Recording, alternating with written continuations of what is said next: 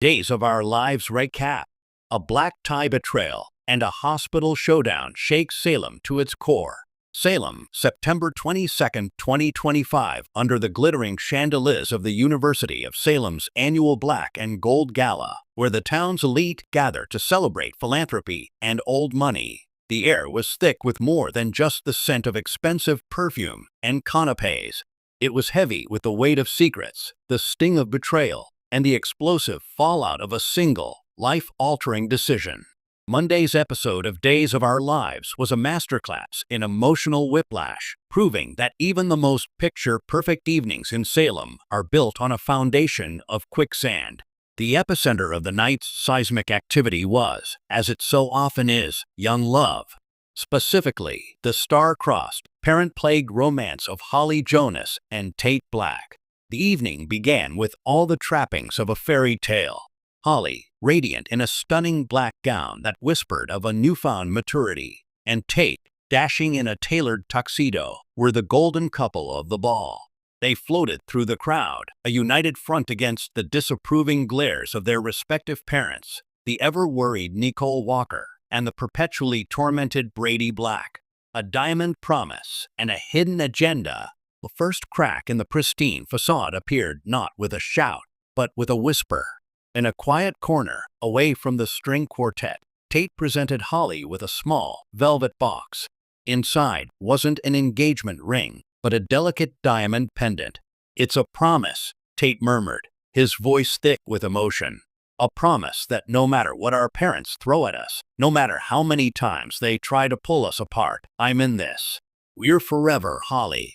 Holly's eyes welled with tears, but astute viewers might have noticed a flicker of something else behind the gratitude, a shadow of guilt. She kissed him deeply, a kiss that felt like both a thank you and a goodbye.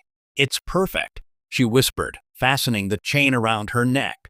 "Tonight is perfect." But perfection in Salem is a fragile illusion. The catalyst for the evening's drama arrived in the form of Jude Brady, who, at the tender age of 1, was the unwitting pawn in a high-stakes game of parental one-upmanship. Eric Brady, Jude's biological father, and Sloan Peterson Brady, his mother, made a grand entrance, their smiles as sharp as knives.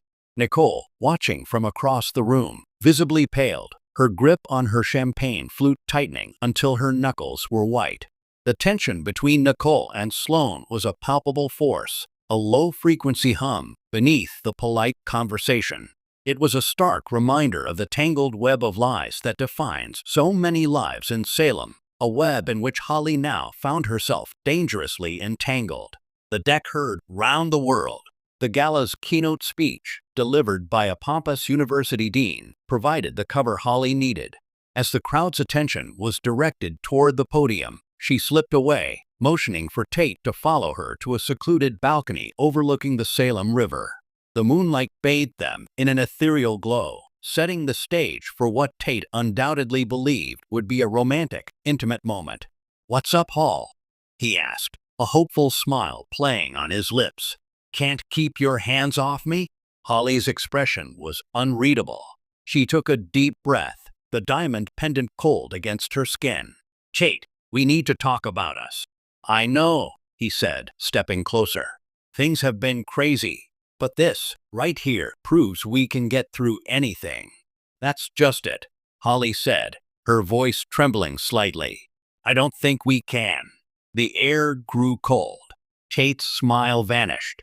"What are you talking about? Is this about my mom? About your mom? Because we've dealt with that.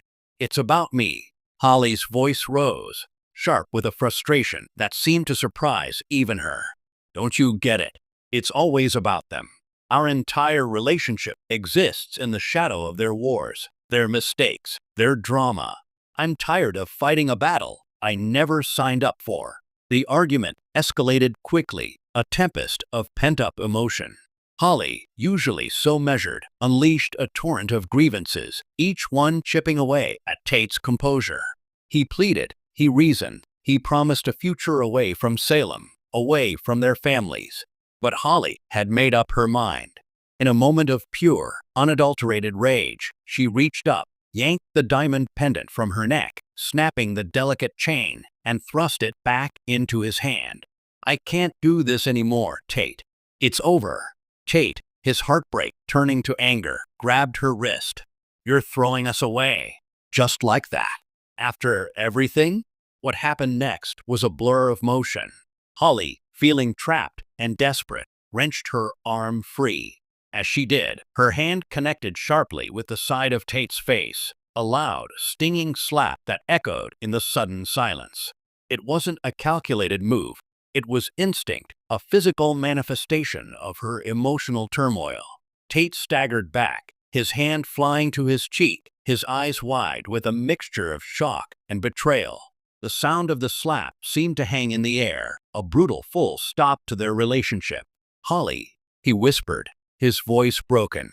Without another word, tears streaming down her face, Holly turned and fled, leaving Tate alone on the balcony, the diamond pendant clutched in his fist, a symbol of a promise shattered. A cliffside catastrophe and a desperate race. While Holly and Tate's world was collapsing, another crisis was brewing across town. Teresa Donovan, ever the schemer, had lured Alex Kyriakis to a secluded cliffside road under the pretense of a romantic reconciliation.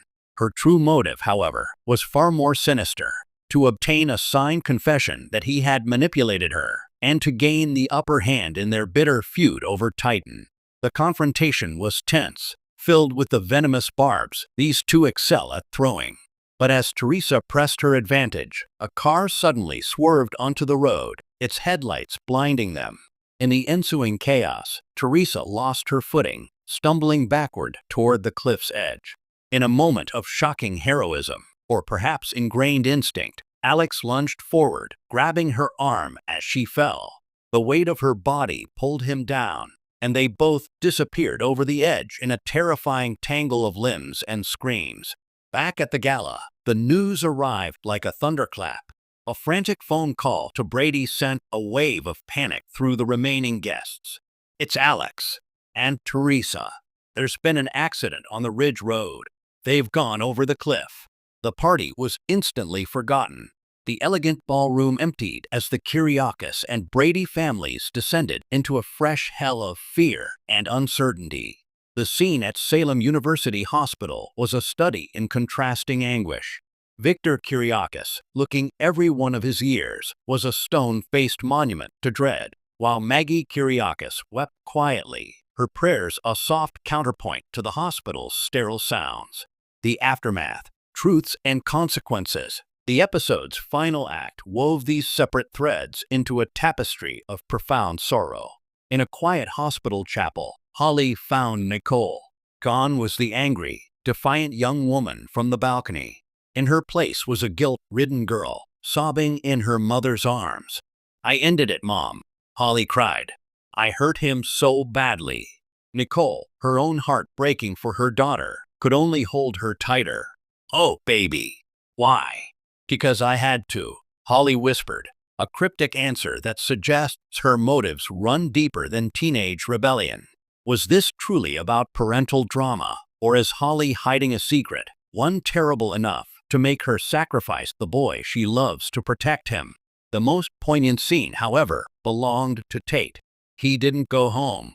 Instead, he found himself standing outside the Brady pub, the site of so many happier moments. He was still holding the broken pendant. As the rain began to fall, mirroring the tears he was too proud to shed, a car pulled up. It was Johnny Di Mera. Johnny took in the sight of his friend, soaked, desolate, with the unmistakable mark of heartbreak on his face. He didn't ask questions. He simply walked over, put a hand on Tate's shoulder, and said, "Come on, man. Let's go inside." As Tate finally broke down, allowing his friend to lead him away from the rain and the pain, the camera lingered on the pendant, glinting faintly on the wet pavement where it had fallen from his numb fingers. A promise, discarded and forgotten. Monday's episode was a brutal reminder that in Salem, love is both the most powerful weapon and the most devastating casualty. Holly's decision to deck and dump Tate wasn't just a teenage breakup. It was a strategic, heartbreaking move that will send ripples through the entire town. And as two of Salem's most contentious figures fight for their lives, one has to wonder, what secret is Holly Jonas protecting? And what price will Tate Black pay for loving her? Tune in tomorrow, Salem fans. The fallout has only just begun.